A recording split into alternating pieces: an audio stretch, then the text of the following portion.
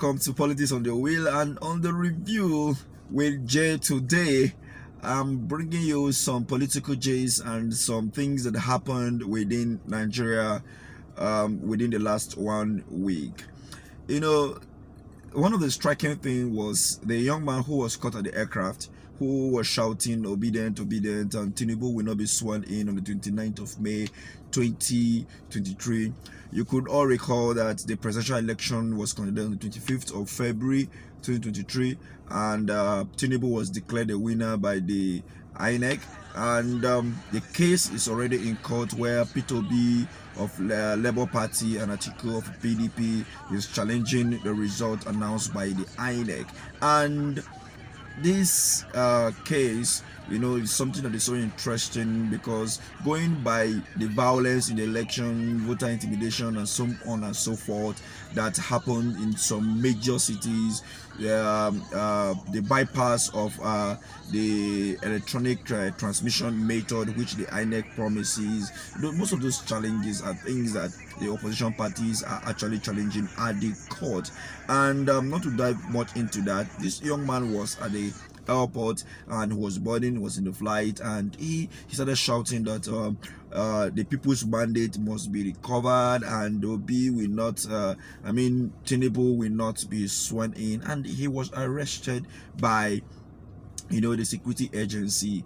And there have been so many reactions to that. Some people were saying that the guy was planted by the APC. After all, in 2022 during the primary election, after the primary election of APC, before when they announced the vice presidential candidate of APC, Shetima, that inauguration, it happens that APC came with a lot of people. They called the bishops from different churches, and some were mechanics, some, it was a very funny scenario. So people are linking this and saying, no, this guy must be planted by the APC.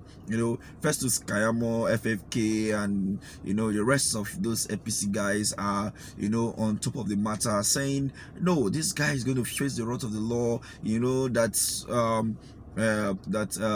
P2B of a thing is a tribal bigot. He's doing this, that. Personally, if you ask me, we don't need to go that far. This is politics, and the election is over. We don't need to drag ourselves, bringing religion, bringing tribal sentiment into play. Especially when even your opposition is not even talking to you in that direction.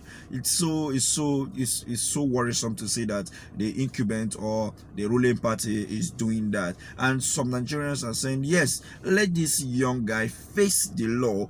Probably by then he will be able to fish out those who sponsor him, because no obedient will go to the airport to protest, even an aircraft, when P2B himself have urged them not to protest in any form at all, that they are caught already and the mandate will be reclaimed.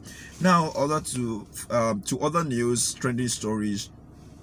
Sad one to Yo Edoche, who lost his first son during the week. May his soul rest in peace, and we pray that his family recover from this great loss. And some other issues like the DSS. The DSS said that they have uncovered a plot for an interim government, and they released a circular, and it went so viral. And I would like to ask this question. The DSS talking about planning an interim government. I thought maybe they should be talking about coup. Maybe there's a plan for coup, not an interim government. And according to the circular, they said that those planning to stop the swearing in or the inauguration on the 29th May are mischief politicians and all of that. But the question is this: if and according to them, they said it's against the law for anyone to and they also made it clear that those people are going through court. So if there is a law or somebody is passing through the court of competent jurisdiction within Nigeria to stop an inauguration because he felt that the person didn't win the election or should not be inaugurated for so many reasons, then why tagging such thing as unlawful because they're already passing through the legal means?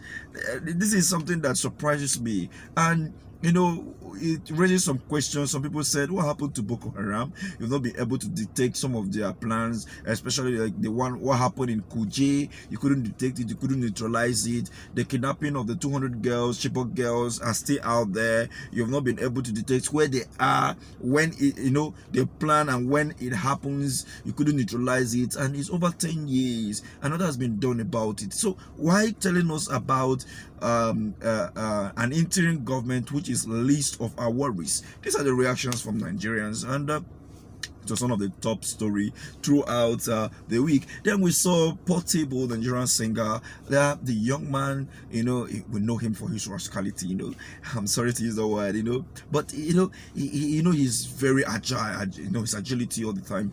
But what happened is something that I wouldn't want to talk about right now. But the police said they were picking him off for some reasons that some people complained about him. You know, he was now telling the police officer, why are you here? Why do you want to arrest me and all of that? You know, I work for APC, all manner of things. You know, these are the short trending stories that happened within the last 7 days, and I'm bringing your way today.